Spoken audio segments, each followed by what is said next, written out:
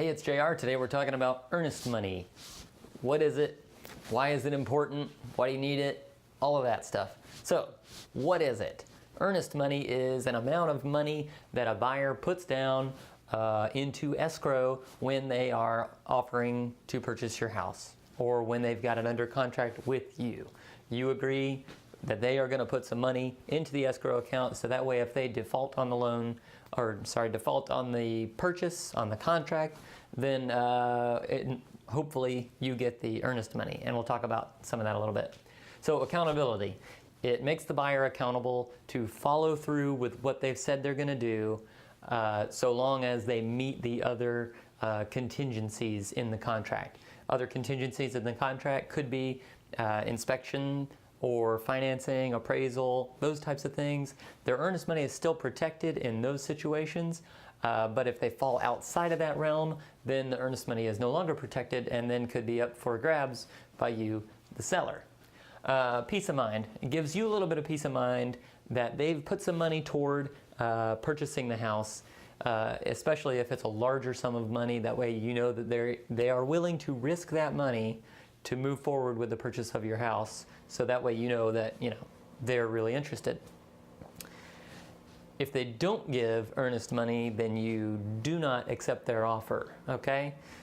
Even though the earnest money is protected during those things like the inspection period and the financing contingency part of the contract, if they're not willing or able to put down some form of money as an earnest money deposit, then you don't want to go forward, because if they can't even come up with $500, then the chances of them getting the loan financed or the mortgage approved, that's a little more slim than otherwise. You want to make sure your buyer has some sort of ability to at least put down an earnest money deposit. Otherwise, that could be a red flag for further down the road. Now, the amount that you want for earnest money, our market, the average sales price is about $170,000, $180,000. Of course, some are more expensive and some are lower. That's why it's average. But the earnest money deposit that we typically have around here for an average sale is about $1,000, $1,500, something like that. Now, if you get into a situation where the purchase price is much higher, for instance, I have a house that I listed, it's under contract for $450,000 now.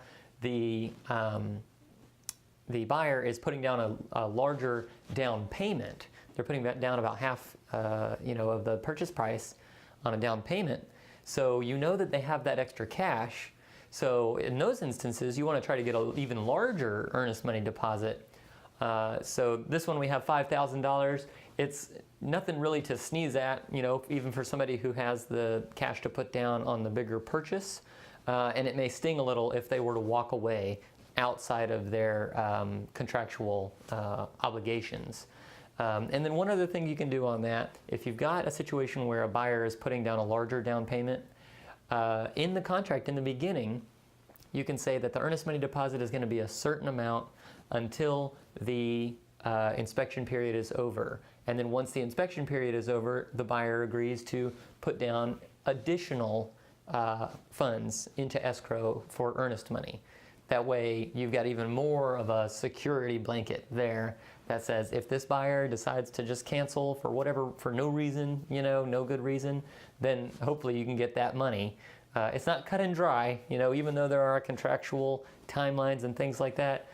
Don't ever assume that just because it falls outside of that contractual guideline and you're looking at it and you say, hey, the buyer's at default, I'm going to get the money. It's not a for sure thing, so don't count on it, but always make sure you've got it in there just in case. You don't want to take your house off the market for a certain period of time with a buyer that's not invested in purchasing the property in some way. Okay, so that was a little bit longer probably than I expected I was going to talk about it, but if you have any questions about earnest money, how to collect it, who holds it, things like that, leave a comment down there or just reach out to us. We'll be happy to answer that question for you. Thank you.